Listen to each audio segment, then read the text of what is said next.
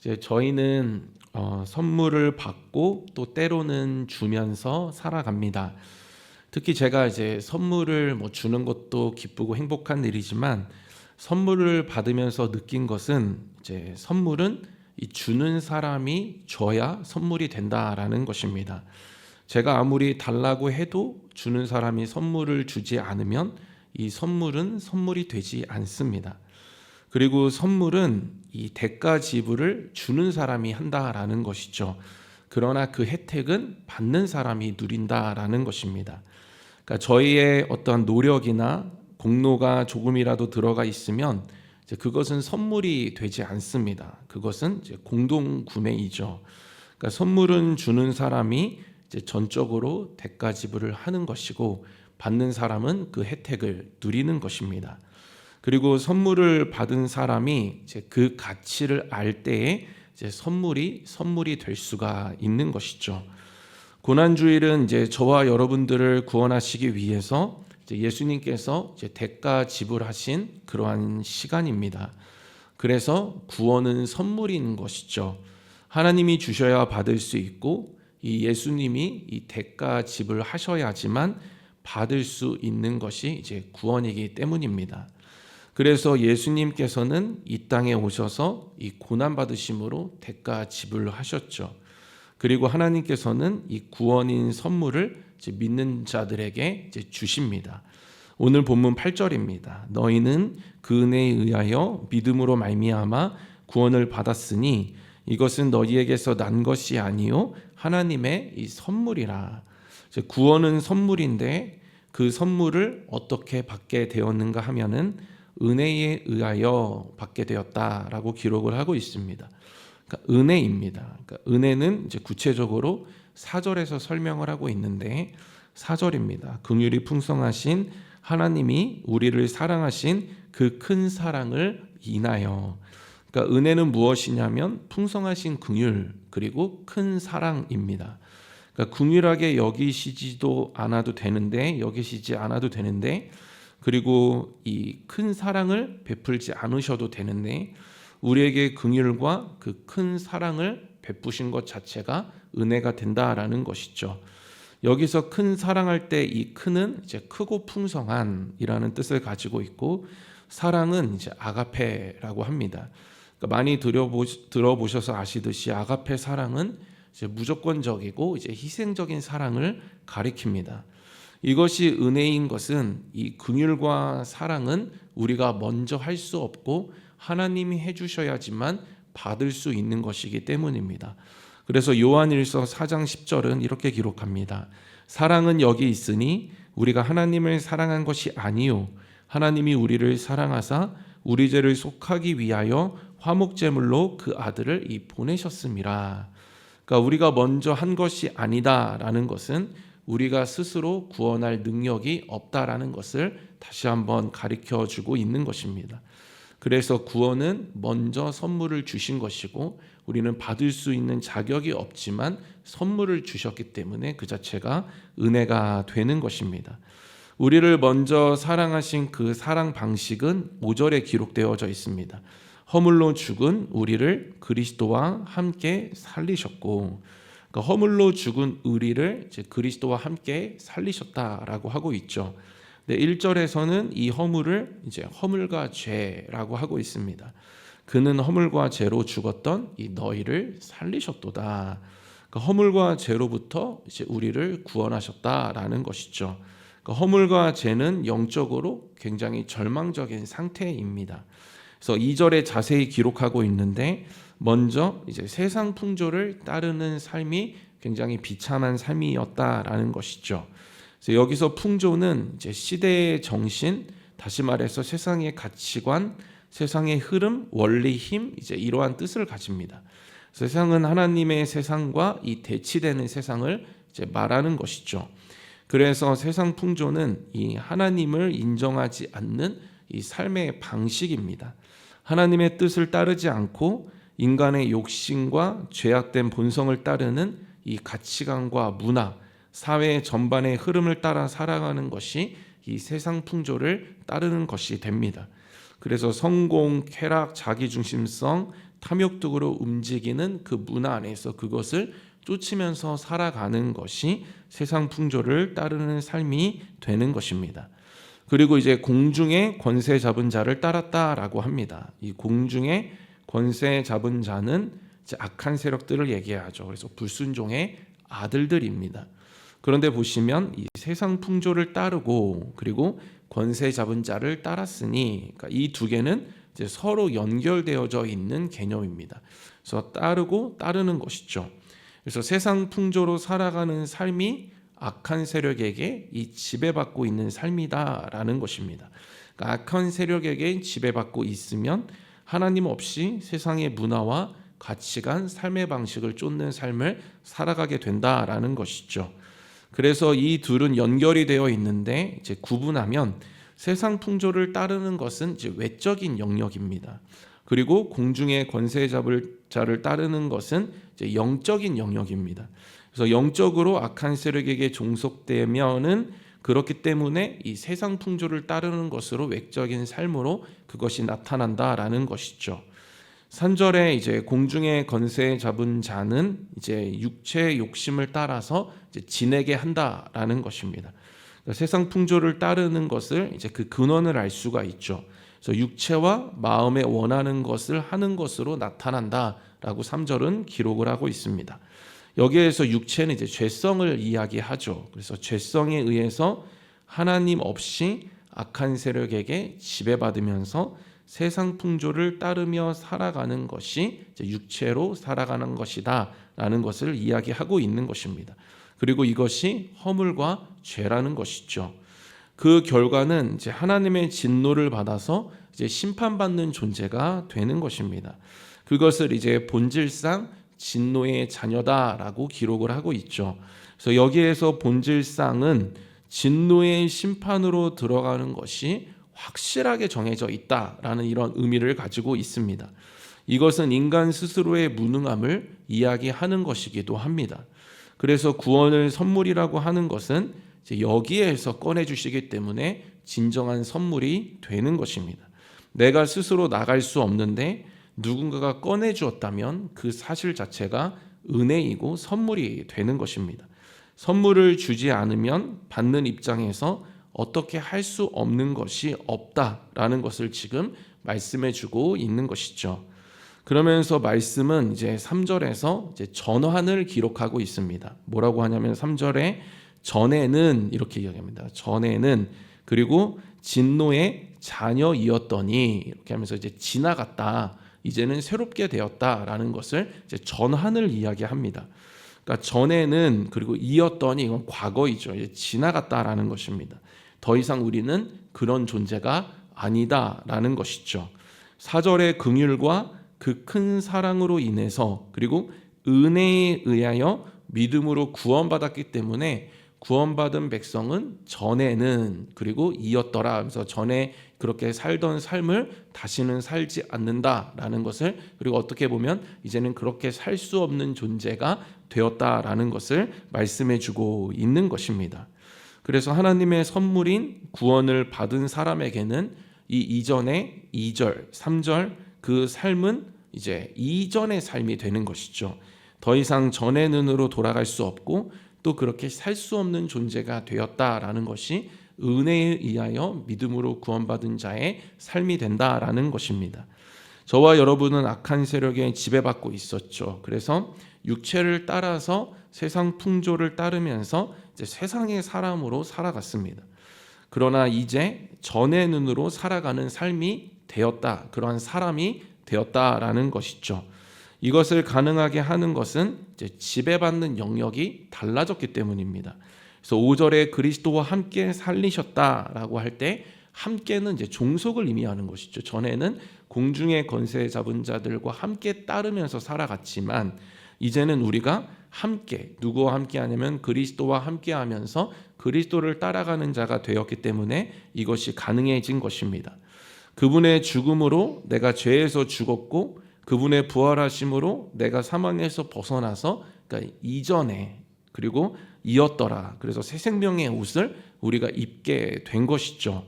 그리고 이제 그리스도와 함께 그리스도를 따르면서 이제는 세상 풍조와 공중의 권세 잡은 자가 아니라 그리스도와 함께 그리스도를 따르는 그러한 존재가 된 것입니다.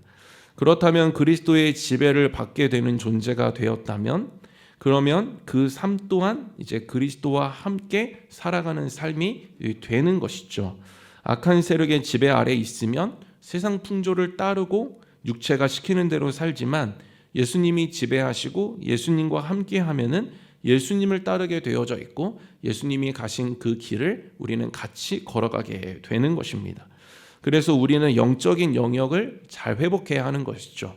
말씀에서 영적인 영역에 어떤 지배를 받고 있느냐가 이제 그 삶을 결정한다라고 말씀해주고 있기 때문입니다. 그래서 우리는 영적으로 계속 예수님의 지배를 받아야 하죠.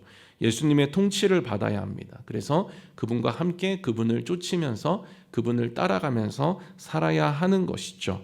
그럴 때에 정말 우리는 하나님 기뻐하시는 삶으로 들어갈 수가 있고, 우리는 그 안에서 구원에 합당한 자로서의 삶을 날마다 증명하면서 구원의 감격과 확신 속에 능력 있게 살아갈 수가 있는 것입니다. 그래서 우리의 삶의 기반은 결국 누구의 지배를 받고 있느냐, 거기서 결정된다라는 것이죠. 그렇다면 이전의 삶이 아닌 새로운 삶은 이제 무엇일까요? 하나님께서 허물과 죄로 죽을 수밖에 없는 우리를 그 구원하신 그 목적을 10절에 이렇게 기록하고 있습니다. 우리는 그가 만드신 바라 그리스도 예수 안에서 선한 일을 위하여 지으심을 받은 자니, 이 일은 하나님이 전이 예비하사 우리로 그 가운데서 행하게 하려 하심이니라. 그리스도 예수 안에서 선한 일을 위해서 구원하셨다라는 것이죠. 자기 아들을 내어주신 이유가 그리스도 안에서 선한 일을 통해서 영광 받으시기 위해서 그렇게 하셨다, 선물을 주셨다라는 것입니다. 여기서 선한 일은 단순히 인간 기준에서 착한 일이 아닙니다. 그것을 뛰어넘는 하나님의 뜻을 가지고 살아가는 삶을 이야기합니다. 나의 삶에 하나님의 성품과 그 목적, 하나님의 나라를 반영하는 그러한 일인 것이죠. 그래서 성경의 전체적인 맥락에서 보면 선한 일은 이제 이웃 사랑이죠. 그리고 정직과 공의, 겸손하게 진리를 따라서 사는 삶입니다. 그리고 하나님을 예배하고 섬기는 삶을 살아야 하고, 부르심에 따라 주신 사역과 사명을 감당하는 그러한 일이 바로 선한 일입니다. 그리고 주신 직업 잘 감당해야 하고, 그 안에 주신 소명을 따라서 복음을 잘 흘려보내며 살아가는 것이 선한 일이 되는 것이죠. 이 일은 내가 살던 삶을 전에는으로 만들 때 가능합니다. 전에는으로 우리의 이전의 삶을 떠내보내고 내가 하나님 안에서 어떤 존재가 되었는지를 우리가 알 때에 우리는 하나님이 기뻐하시는 이 선한 일을 하면서 살아갈 수가 있습니다. 이 전에는으로 우리가 만들기 위해서는 날마다 우리가 깨달아야 하는 것이죠. 내가 이전에는 어떤 존재였고 지금은 내가 어떤 존재가 되었는지, 내가 지금 누구와 함께 하고 있는지를 우리는 날마다 깨달아야 합니다. 그래서 6절에 보시면 또 함께 일으키사, 함께라는 단어가 또 나오죠. 그러니까 예수님과 지금 내가 함께하는 자로서의 영적인 인식이 있어야 합니다. 그것이 있을 때에 나는 그분과 함께하면서 이 구원하신 그 목적에 맞게 선한 일을 하며 하나님을 기쁘게 해드리며 살아갈 수가 있습니다. 이처럼 우리는 하나님의 뜻과 성품을 반영하는 일에 목적을 두고 이제 구원을 받은 것이죠.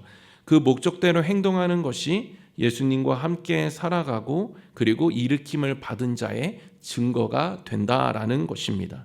그러나 이것은 우리의 힘으로 되지 않죠. 10절에 그리스도 예수 안에서 선한 일 이렇게 되어 있습니다. 그러니까 예수님 안에 거할 때 우리는 선한 일을 할 수가 있다라는 것이죠. 우리 스스로 할 수 없고 반드시 예수님 안에 있어야 한다라는 것입니다.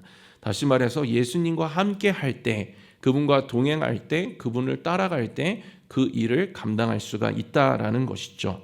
그런데 함께 하는 것은 어떻게 하는 것이냐 하면 이제 생각할 때 우리는 함께 할 수 있습니다. 그래서 히브리서 3장 1절에 그러므로 함께 하늘의 부르심을 받은 거룩한 형제들아, 우리가 믿는 도리의 사도이시며 대제사장이신 예수를 깊이 생각하라. 우리가 예수님을 깊이 생각하는 것이 예수님과 함께 하는 것이 되는 것이죠. 예수님을 생각하지 않고 살아가면 예수님이 느껴지지 않습니다. 예수님이 깨달아지지도 않고 인식되지도 않습니다. 함께 한다라는 것은 인식하는 것이죠. 느끼는 것입니다. 깨닫는 것입니다. 근데 그것이 어떻게 가능하냐면 예수님을 그냥 생각하는 것이 아니라 깊이 있게 그분을 깊이 묵상할 때 우리는 그분을 다시 회복하고 그분과 함께하는 은혜를 누리게 됩니다. 이제 고난주간이 시작이 됩니다. 우리 모두가 이 고난주간을 의미 있게 만들기 위해서는 예수님을 깊이 생각해야 됩니다.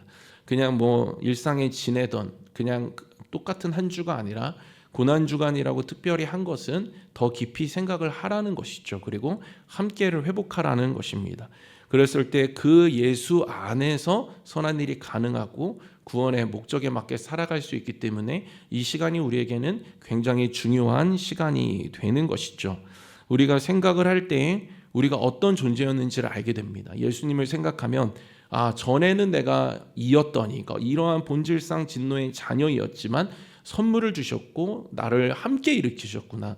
십자가 지시고 못 박히시고 고통당하시고 부활하심으로 나와 함께 하심을 이루셨구나 생각하면 떠오릅니다. 그리고 그 주님이 지금 영접함을 통해서 나와 함께하고 계시구나.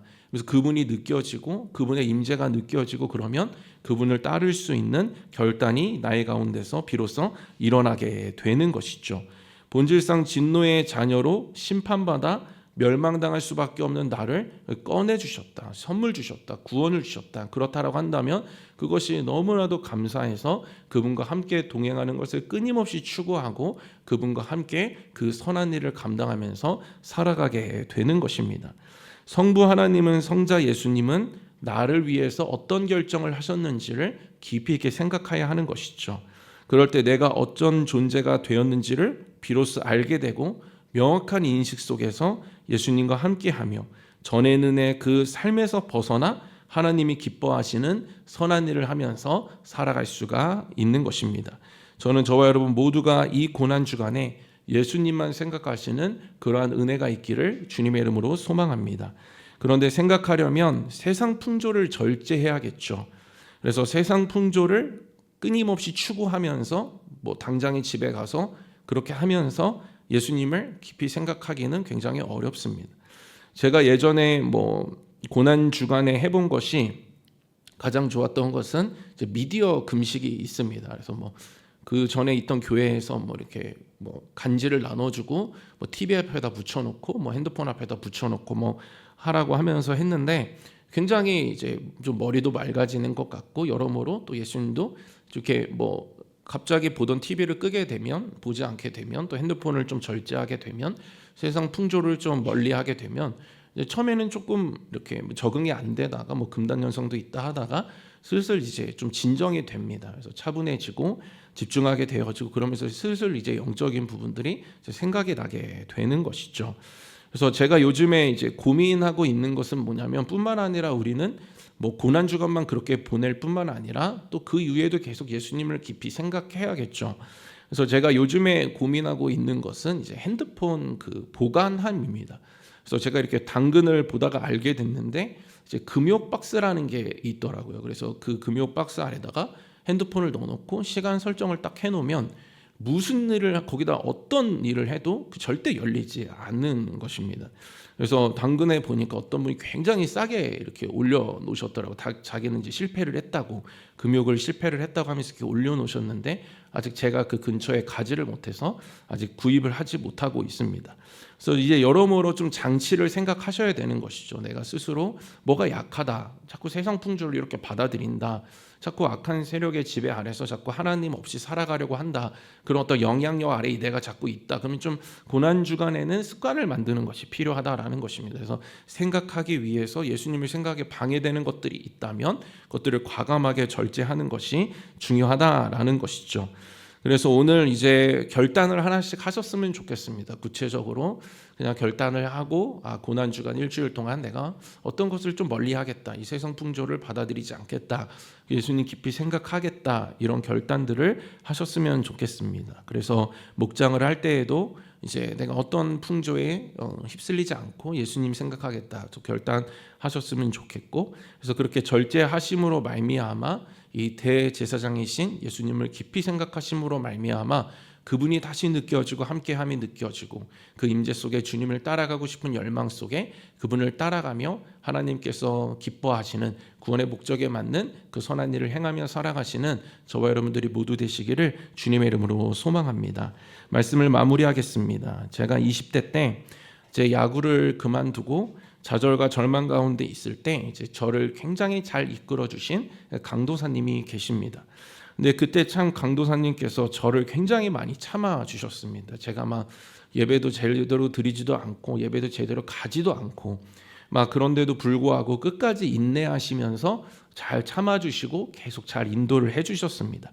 그래서 예배의 기쁨을 또 알게 해주시고 지금 이제 제가 막 신학교에 가겠다라고 할 정도로 이제 그분의 어떠한 인도함이 저에게 너무나도 큰 은혜였고 그 가운데 만나게 된 하나님이 너무나도 커서 제가 신학교를 가고 또 목사가 이렇게 되었습니다. 근데 이제 시간이 굉장히 많이 지났죠. 20년이 넘게 그 관계와 교제를 지금까지도 해오고 있습니다. 근데 이제 지난주에 이제 그 강도사님과 한번 이제 식사를 하게 되었는데 이제 저도 둘째만 데리고 나가고 강도사님도 이제 둘째만 데리고 나오셨습니다.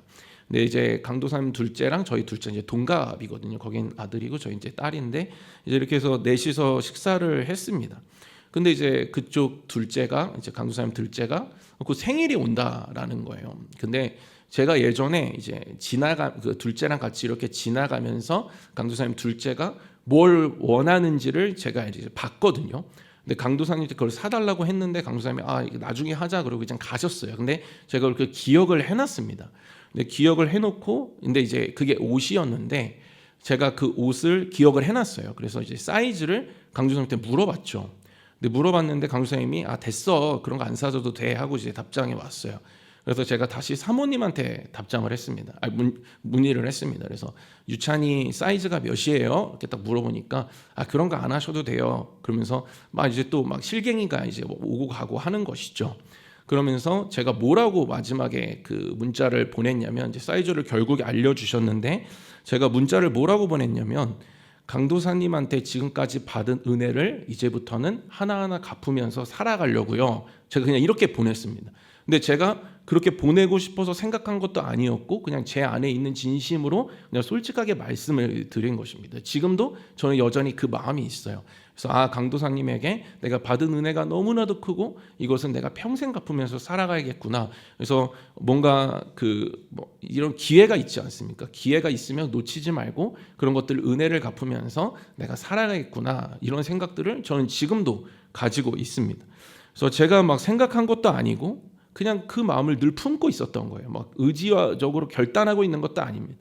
그냥 생각하고 자연스럽게 자발적으로 제 안에서 우러난 마음이에요. 그래서 뭐 제가 여유가 있어서 뭐 그 티셔츠를 사주겠다고 한 것도 아니고 그냥 진짜 우러나는 마음이에요. 제 안에 뭔가 참을 수 없고 제가 스스로 그것들을 삼킬 수 없고 반드시 해야겠다라는 제 안에 뭔가 우러나는 마음이 이제 저도 막을 수 없는 그런 마음 때문에 제가 그렇게 결정을 한 것입니다. 우리가 하나님의 지으신 목적에 따라 살기 위해서는 이렇게 은혜가 지배하면 그것이 가능하다라는 것이죠. 사람과의 관계에서도 그 작은 은혜 하나 받았다고 그 은혜를 평생 갚으면서 생각하겠다는 마음도 들고 그것이 자발적으로 일어나는데 우리가 하나님께서 베풀어 주신 그 선물 내가 어쩔 수 없는데 하나님께서 베풀어 주시지 않으면 나도 어쩔 수 없는데 그렇지만 그것을 베풀어 주셔서 그 은혜를 입었다라고 한다면 우리는 그 은혜를 생각할 때 당연히 자발적으로 하나님 앞에 다시 한번 그 은혜를 갚는 자세로 나아갈 수밖에 없는 것입니다. 저는 저 여러분 모두가 이 고난주간 예수님을 깊이 생각하시기를 소원합니다. 그래서 깊이 생각하는 것을 통해서 그 예수님을 온전히 마음에 모시고 그 예수님을 통해서 받은 은혜를 기억하시면서 그 은혜가 나에게 주는 그 힘을 따라서 그래서 은혜를 갚으며 뭔가 억지로 하고 의지적으로 하는 것을 뛰어넘는 그 은혜가 너무나도 감사해서 그것을 생각할 때마다 더 깊이 있고 풍성하게 깨닫는 그러한 영적인 세계 속에 하나님 기뻐하시는 그 구원에 맞는 목적인 선한 일을 행하시며 계속해서 하나님께 영광이 되어 살아가시는 저와 여러분들 모두 되시기를 주님의 이름으로 축원드립니다. 제가 기도하겠습니다. 살아계신 하나님 아버지, 우리를 구원하여 주시고 하나님의 자녀 삼아 주셔서 주님 너무나도 감사를 드립니다. 예수님을 생각하는 고난주간 되게 하여 주시고 예수님과 함께 하나님이 기뻐하시는 선한 일을 행하며 살아가는 우리 모두가 되게 하여 주시옵소서. 예수님을 생각할 때 은혜를 충만하게 부어주시고 그 은혜가 주는 그 힘을 따라 능력을 따라 은혜 갚으며 하나님을 온전히 섬기며 살아가는 기뻐하시는 일을 하며 살아가는 우리 모두 되어질 수 있도록 은혜를 베풀어 주시옵소서. 주님께 모든 것 맡겨드리오며 예수님의 이름으로 기도드렸습니다. 아멘.